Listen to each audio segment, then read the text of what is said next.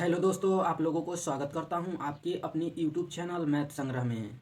तो आज के वीडियो में हम लोग देखने वाले हैं परसेंटेज यानी प्रतिशत। यह पार्ट 11 वीडियो यानी 11वां वीडियो होने वाला है। तो इसके पहले के वीडियो नहीं देखे हैं तो डिस्क्रिप्शन में लिंक है, वहां से आप लोग आसानी से देख लीजिएगा। तो चलिए आज के 11वें वीडियो को शुरू करते हैं। आज का फर्स्ट नंबर प्रश्न आप लोगों के सामने दिया हुआ है।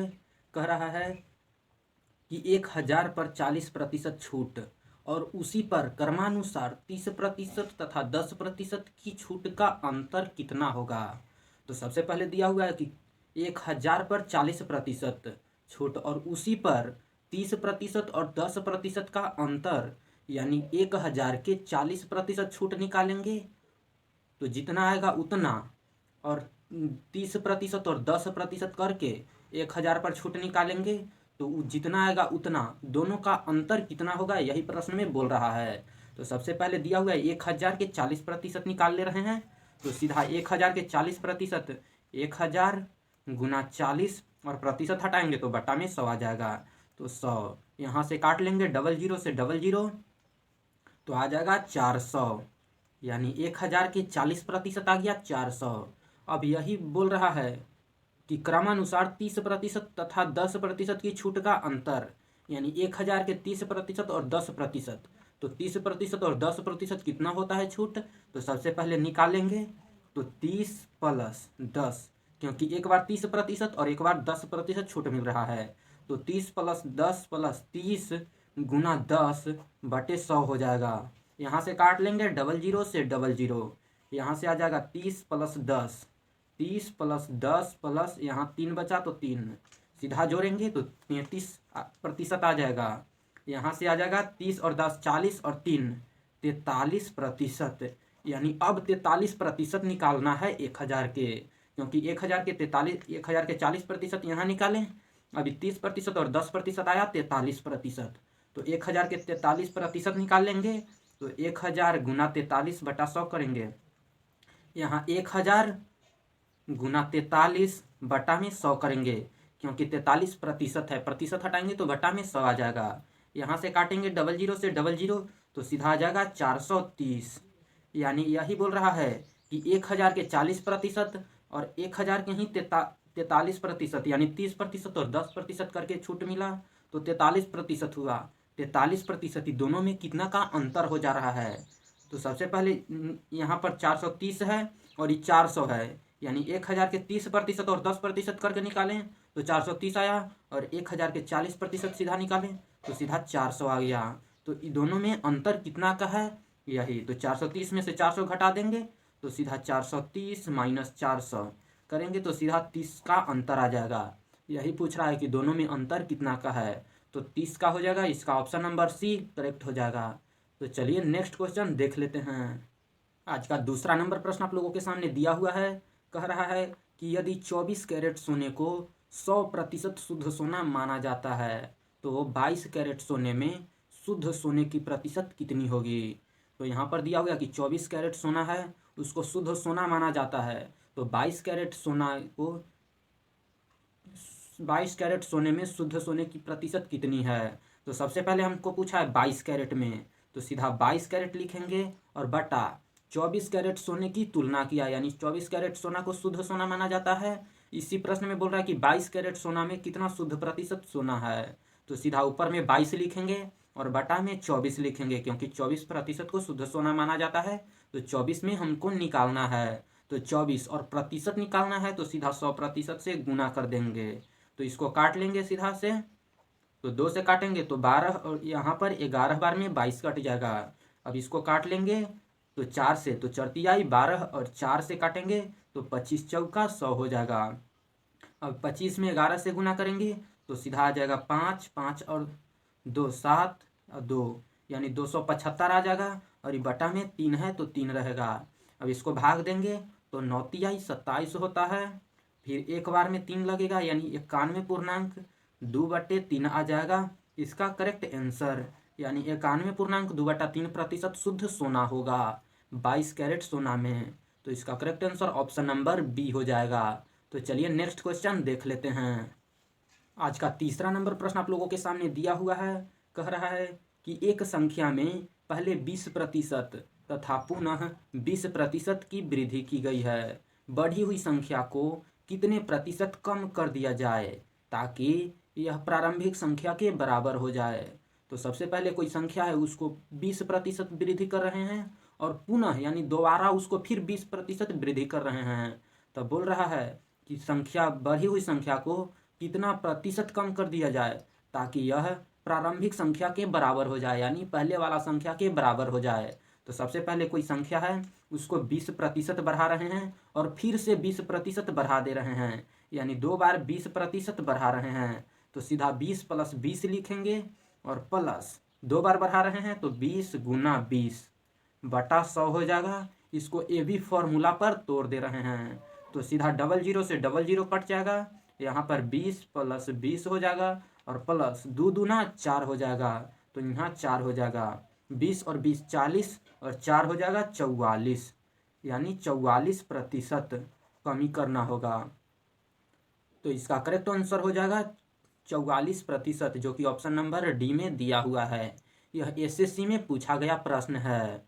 तो प्रश्न बोल रहा था कि कोई संख्या है उसको 20% तथा फिर पुनः 20% की वृद्धि कर दे रहे हैं। तो जितना आएगा वो बढ़ी हुई संख्या आएगा, 2 बार बढ़ा रहे हैं तो बढ़ी हुई संख्या आएगा। तो उस संख्या को कितना प्रतिशत कम कर दिया जाए ताकि यह प्रारंभिक संख्या के बराबर हो जाए। तो 44% इसको कम कर देंगे तो ये प्रारंभिक संख्या के बराबर हो जाएगा। तो इसका करेक्ट आंसर हो जाएगा ऑप्शन नंबर डी 44%। तो चलिए नेक्स्ट क्वेश्चन देख ले रहे हैं। आज का चौथा नंबर प्रश्न आप लोगों के सामने दिया हुआ है। कह रहा है कि यदि p का p प्रतिशत 36 हो तो p बराबर होगा। प्रश्न दिया हुआ है कि p का p प्रतिशत 36 है तो p बराबर कितना होगा। यह एसएससी में पूछा गया प्रश्न है। तो सीधा बोल रहा है प्रश्न में कि p का मतलब गुना होता है तो बीच में गुना कर देंगे। p का p प्रतिशत यानी p और प्रतिशत हटाएंगे तो बटा में 100 आ जाएगा। p का p प्रतिशत कितना के बराबर है तो 36 के बराबर है, तो बराबर 36 लिख लेंगे। प्रश्न में दिया हुआ है कि यदि p का p प्रतिशत 36 हो तो p बराबर होगा, यानी p का माने गुना p का 36%, प्रतिशत हटाएं बट्टा में 100, 36 के बराबर है। तो हमसे p का मान पूछा है कि p का कितना मान होगा। तो यहाँ p × p कितना हो जाएगा तो p² हो जाएगा। तो p² बराबर यहाँ कुछ नहीं तो बटा में 1 और क्रॉस मल्टीप्लाई करेंगे तो p² में 1 से गुना करेंगे तो p² रहेगा और 36 में 100 से गुना करेंगे तो सीधा आ जाएगा 3600। तो सीधा p² बराबर 3600 हो गया। अब यहाँ से p बराबर निकाल ले रहे हैं तो इधर स्क्वायर है उस साइड जाएगा तो रूट बन जाएगा, यानी √3600 हो जाएगा। और 3600 आप लोग को पता होगा कि 3600 60 का स्क्वायर है, यानी 3600 को 60 × 60 लिख सकते हैं। 60 × 60 6 छक 36 हो जाता है और 00 है तो 00, यानी 60 को 2 बार गुना करने पर आता है 3600 और स्क्वायर है यानी यहाँ पर 2 रहता है छिपा हुआ तो 2, यानी एगो 60 बाहर आ जाएगा तो ये हट जाएगा रूट, तो सीधा 60 करेक्ट आंसर हो जाएगा, जो कि ऑप्शन नंबर सी में दिया हुआ है। तो इसका correct answer option number C हो जाएगा 60, पी का मान 60 आ जाएगा। तो चलिए नेक्स्ट क्वेश्चन देख ले रहे हैं। आज का 5वां नंबर प्रश्न आप लोगों के सामने दिया हुआ है। कह रहा है कि यदि x का मान y के मान से 25% कम है तो y का मान x के मान से अधिक है। यह एसएससी में पूछा गया प्रश्न है, बहुत बार पूछा गया यह प्रश्न है एसएससी में। तो बोल रहा है प्रश्न कि x का मान y के मान से 25% कम है तो y का मान x के मान से कितना प्रतिशत अधिक होगा, यानी अधिक पूछ रहा है। तो सबसे पहले 25% ही कम है तो सीधा ऊपर में 25 लिखेंगे और कम कहे तो 100 में घटा देना है तो 100 - 25 कर देना है बट्टा में और गुना 100 से कर देना है, क्योंकि हमको पूछा है कितना अधिक है। तो 100 से गुना कर दिए 25, ऊपर में 25% कम दिया हुआ है तो 25 और बटा में 100 - 25, क्योंकि 25% कम कह रहा है। अगर अधिक बोलता तो 100 + 25 करते और गुना 100 से करते हैं। तो यहाँ से आ जाएगा 25 बटा 100 में 25 को घटाएंगे तो सीधा आ जाएगा 75 और गुना 100, यहाँ से काट लेंगे 25 से तो 25 × 3 = 75, यानी आ जाएगा 100/3। 100/3 को हम लिख सकते हैं 33.1/3%। यानी इसको 33.1/3% अधिक करना होगा x का मान। बोल रहा है कि x का मान y के मान से 25% कम है, तो y का मान x के मान से कितना प्रतिशत अधिक होगा? तो 33.1/3% अधिक होगा। इसका correct answer option number A में दिया हुआ है। तो चलिए अब हम लोग नेक्स्ट क्वेश्चन देख लेते हैं। आज का छठा नंबर प्रश्न आप लोगों के सामने दिया हुआ है। कह रहा है कि यदि a प्लस बी का 15% बराबर a माइनस बी का 25% हो तो b का कितना प्रतिशत a के बराबर है? तो यहाँ पर प्रश्न दिया हुआ है कि a प्लस बी का 15% जो है a माइनस बी के 25% के बराबर है। तो सबसे पहले दिया हुआ है a प्लस बी, तो a प्लस बी का जो मान है, a प्लस बी का माने गुना होता है तो गुना कर लिए। 15% किसके बराबर है? तो a माइनस बी के 25% के, यहाँ पर का है तो गुना कर ले रहे हैं, 25% के बराबर है। तो हमसे पूछा है प्रश्न में कि b का कितने प्रतिशत a के बराबर है। तो सबसे पहले a और b का मान निकालना होगा, तभी पता चलेगा। तो a और b का मान निकाल लेते हैं। तो सीधा यहाँ प्रतिशत है और प्रतिशत है, बराबर के दोनों साइड है तो कट जाएगा प्रतिशत प्रतिशत। अब यहाँ से काट लेंगे, यहाँ 15 और यहाँ 25, तो सीधा 5 से काटेंगे तो 3 बार में 15 हो जाएगा, और 5 से काटेंगे तो 5 बार में 25 हो जाएगा। यहाँ से हम निकाल सकते हैं a प्लस बी, इधर गुना में है a माइनस बी, इस साइड भेज देंगे तो भाग में आ जाएगा a माइनस बी, तो a माइनस बी आ जाएगा बट्टा में, बराबर इधर 5 दिया हुआ है तो इधर 5, और इधर गुना में 3 है, इसको इस साइड भेज देंगे तो भाग में चलाएगा तो 3 आ जाएगा भाग में। यानी यहाँ से आ गया a प्लस बी के मान 5 और a माइनस बी के मान 3। अब हमसे पूछ रहा है कि b का कितने प्रतिशत a के बराबर है। तो सीधा लिखेंगे, यहाँ पर a और b के मान निकाल लेंगे। तो a और b, a प्लस बी बराबर यहाँ पर दिया हुआ है a प्लस बी बराबर 5 और a माइनस बी बराबर दिया हुआ है 3। तो ये दोनों को जोड़ देते हैं, यह द्विघात समीकरण पर हल होके a और b का मान निकल जाएगा। तो सीधा जोड़ देते हैं, तो b प्लस में और b माइनस में दोनों कट जाएगा तो 0 हो जाएगा, तो इसको काट देंगे, यानी यहाँ पर 0 हो जाएगा।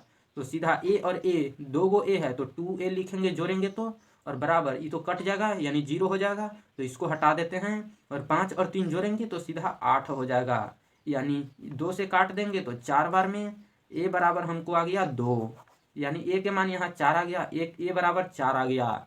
अब हमको b का मान निकालना है, तो सीधा इसमें रखेंगे या इसमें रखेंगे। तो a के मान 4, 4 में से कितना घटाएंगे कि 3 आ जाएगा, तो सीधा 1 घटाएंगे, यानी b का मान जो है 1 आ जाएगा और a का मान 4। अब हमसे यहाँ पर पूछ रहा है प्रश्न में, हमसे पूछ रहा है प्रश्न में दिया हुआ कि b का कितने प्रतिशत a के बराबर है। तो a तो 4 है, b का कितना प्रतिशत, b के रिस्पेक्ट में पूछ रहा है तो b बटा में हो जाएगा 1, क्योंकि b का मान 1 है। कितना प्रतिशत, तो प्रतिशत के लिए 100% से गुना कर लेंगे, यहाँ से काट लेंगे तो नहीं कटेगा, तो सीधा 100 में 4 से गुना करेंगे तो सीधा आ जाएगा 400% हो जाएगा इसका करेक्ट आंसर। यानी b का कितने प्रतिशत a के बराबर है, तो 400% के बराबर है, क्योंकि यहाँ पर a जो है 4 है और b 1 है, तो 1 के 4 गुना है तो 100, टोटल होता है 100%, तो 100 के 4 गुना हो जाएगा यानी 400%। यहाँ पर प्रश्न में दिया हुआ है कि a प्लस बी का 15% बराबर है a माइनस बी के 25% के। यहाँ से प्रतिशत प्रतिशत काटें, 5 से काटे 3 बार में 15, 5 से 5 बार में 25। यहाँ से आ गया a प्लस बी है तो a प्लस बी, इधर a माइनस बी है गुना में, इस साइड आ जाएगा तो भाग में आ गया a माइनस बी, बराबर के इस साइड इधर 5 है तो 5, और इधर 3 है गुना में, इस साइड भेज देंगे बराबर के इस साइड तो भाग में आ जाएगा 3। यहाँ से a प्लस बी के मान 5, a माइनस बी के मान 3, दोनों को जोड़ दिए तो सीधा 2a बराबर 8 आ गया, a के मान 4, b के मान 1 इसमें रख दिए, तो a के मान 4 में से कितना घटाएंगे कि 3 आ जाएगा, तो सीधा 1 घटा देंगे तो 3 आ जाएगा, यानी b के मान 1 आ जाएगा। अब हमसे यहाँ से प्रश्न बोल रहा है कि b का कितने प्रतिशत a के बराबर है। b का कितने प्रतिशत, b के रिस्पेक्ट में यहाँ पर बोल रहा है कि b का कितने प्रतिशत a के बराबर है। तो a तो 4 है तो 4 हो जाएगा ऊपर, और कितने प्रतिशत यानी b के रिस्पेक्ट में तो b नीचे आ जाएगा, और 100% से गुना कर देंगे, गुना करेंगे तो 100 में 4 से 400% इसका करेक्ट आंसर हो जाएगा, जो कि ऑप्शन नंबर डी में दिया हुआ है। तो चलिए अब हम लोग नेक्स्ट क्वेश्चन देख लेते हैं। आज का 7वां नंबर प्रश्न आप लोगों के सामने दिया हुआ है। कह रहा है कि यदि किसी आयत की लंबाई 25% बढ़ाया जाए और चौड़ाई 20% घटाया जाए तो आयत के क्षेत्रफल में निम्न में से कौन सा परिवर्तन हो जाएगा। तो आयत के लंबाई में बोल रहा है 25% और चौड़ाई में 20% घटाने के लिए, यानी 25% बढ़ रहा है और 20% घट रहा है। तो बोल रहा है कि क्षेत्रफल में क्या परिवर्तन होगा, यानी क्षेत्रफल बढ़ेगा या घटेगा, यही प्रश्न में पूछ रहा है। तो सबसे पहले आयत की लंबाई को 20% बढ़ा रहे हैं, तो इसको ए बी फॉर्मूला पर हम लोग बैठा करके हल कर लेंगे।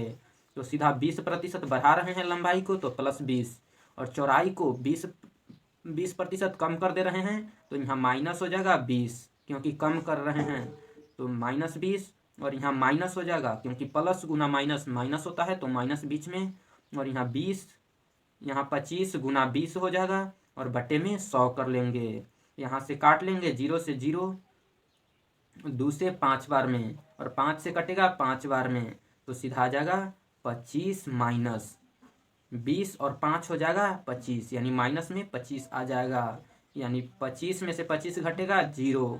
0 कहने का मतलब कि आयत का जो क्षेत्रफल लंबाई में 25% की वृद्धि करेंगे और चौड़ाई में 20% कमी करेंगे, फिर भी क्षेत्रफल में कोई परिवर्तन नहीं होगा। 0% आया यानी क्षेत्रफल में कोई परिवर्तन नहीं, तो इसका करेक्ट आंसर हो जाएगा अपरिवर्तित हो जाएगा। ऑप्शन नंबर सी, अपरिवर्तित हो जाएगा इसका क्षेत्रफल, यानी पहले जितना क्षेत्रफल रहेगा उतना ही अभी भी रहेगा। 20% बढ़ाने पर और 25% बढ़ाने पर लंबाई और 20% घटाने पर भी लंबाई क्षेत्रफल उतना ही रहेगा, कोई फर्क नहीं पड़ेगा। तो चलिए अब हम लोग नेक्स्ट क्वेश्चन देख ले रहे हैं। आज का 8वां नंबर प्रश्न आप लोगों के सामने दिया हुआ है। कह रहा है कि एक उम्मीदवार को किसी परीक्षा को उत्तीर्ण करने के लिए 40% अंक प्राप्त करने जरूरी हैं। यदि 220 अंक प्राप्त करने वाला उम्मीदवार 20 अंकों से अनुत्तीर्ण हो गया तो उस परीक्षा के अधिकतम अंक क्या थे। तो सबसे पहले दिया हुआ प्रश्न में कि कोई उम्मीदवार है उसको 40% अंक लाना एकदम जरूरी है, क्योंकि 40% पर पास मार्क्स दिया गया है। और बोल रहा है कि कोई विद्यार्थी 220 नंबर लाता है और वह 20 अंक से अनुत्तीर्ण हो जाता है, यानी 20 अंक और रहता तब वह पास हो जाता, लेकिन 20 अंक से अनुत्तीर्ण हो जाता यानी फेल हो जाता है। तब बोल रहा है कि कितना नंबर का एग्जाम हो रहा है, यही प्रश्न में पूछ रहा है। तो सबसे पहले 40% पर पास मार्क्स है, उसको 220 नंबर आया और 20 नंबर से फेल हो गया, यानी 20 नंबर और आता तब वह पास हो जाता, तो 40% नंबर आ जाता, क्योंकि 40% पर पास मार्क्स है।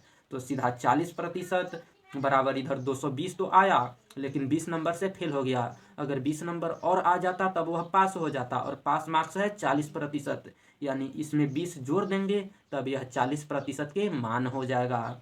तो सीधा 20 जोड़ देंगे तो 220 में 20 जोड़ देंगे तो 240 हो जाएगा, यानी 40% के मान आ जाएगा 240।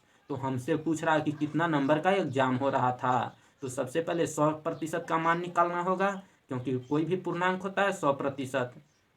तो 100% के मान यानी टोटल कितना नंबर का एग्जाम हो रहा था यही हमसे पूछ रहा है, तो 100% के मान निकाल लेंगे। तो 100% के यहाँ पर 240 दिया हुआ है और बट्टा में 40 है, तो 40 से भाग देंगे तो 1% के मान निकलेगा। 1% में 100 से गुना कर देंगे तो 100% के मान आ जाएगा। यहाँ से काट देंगे 0 से 0 और 4 से काट देंगे 24 को, तो 6 बार में कट जाएगा। यहाँ से 100 में 6 से गुना कर लेंगे तो सीधा आ जाएगा 600, यानी 600 नंबर के एग्जाम हो रहा था, जिसमें से उसको आया 220 नंबर और 20 नंबर से फेल हो गया यानी अनुत्तीर्ण हो गया। अगर 20 नंबर और आता तब वह उत्तीर्ण हो जाता यानी पास हो जाता, और टोटल हो रहा है 600 नंबर का एग्जाम। तो इसका करेक्ट आंसर हो जाएगा 600, जो कि ऑप्शन नंबर सी में दिया हुआ है। तो चलिए आज के वीडियो को यहीं समाप्त करते हैं। वीडियो पसंद आए तो वीडियो को लाइक कर दीजिए और साथ में चैनल को सब्सक्राइब कर लीजिए। फिर मिलते हैं हम लोग दूसरे वीडियो के साथ, और वीडियो को शेयर जरूर कीजिएगा। तब तक जय हिंद।